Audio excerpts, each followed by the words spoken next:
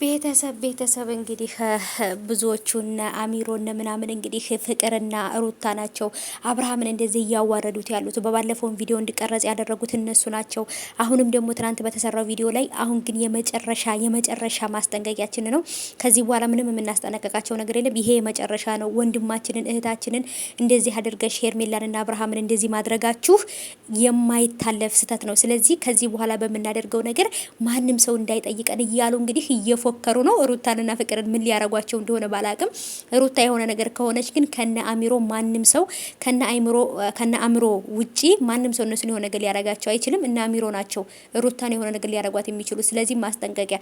ሰላም ወንዶች እንዴት ናችሁ? ደህና ናችሁ? ልኝ ያላችሁ ከኔ ጋር ሁሉ ሰላም ነው። ሰላማችሁ ይብዛልኝ ባላችሁበት ውድ ቤተሰቦቼ።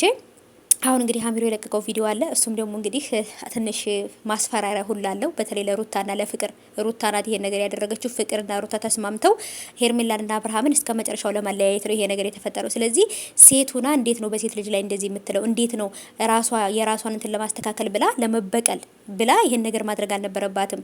ስለዚህ ምናምን እያሉ በትክክለኛው ሩታና ፍቅር ተስማምተው ይሄን ነገር እንዳደረጉት ነው እንግዲህ እየተናገሩ ያሉት። ግን ደግሞ አብርሃም ራሱ ፈልጎ ነው ወደ አልጋ የሄደው። ስለዚህ በመድኃኒት አሳስተውኝ ማለት መድኃኒት አጠጥተውኝ ነው፣ ራሴን ስቼ ነው፣ በመጠጥ ተሳስቼ ነው የሚባል አማርኛ የለም። ወንድ ልጅ ምንም ያህል መጠጥ ላይ ቢሳሳት አልጋ ላይ ግን ራሱን ያውቃል። ስለዚህ ማንንም ሊሸውዱ አትችሉም ማለት ነው እናንተ ልፋጫሞች። ስለዚህ አሚሮም ሆን ካንተኛው ከጎኑ ያለው ስልባቦት ማለት ነው። አንተ ስልባቦት ደግሞ አንተም ብሎ ሰው አስፈራሪ። ንፋስ እንዳይወስድ ባክ ከኪስህ ላይ ድንጋ ነገር ጣል አድርግበት። ከመቅጠን የተነሳ ንፋስ ነው የሚወስድ። እኔ የምፈራው አሁን በተለይ የዚህ የክረምት ንፋስ ከባድ ነው። ከኪስ ውስጥ ድንጋይ እያረክ ተንቀሳቀስ። ንፋስ ነገር ነው። አንተ ራስህ ጭራሽ ደግሞ ሩታንና ፍቅርን ሊያስፈራሩ ይፈልጋሉ። ከሩታ ላይ ውረዱ ማለት ነው። እሰይ እንኳንም አደረገችው እሷ ከሆነች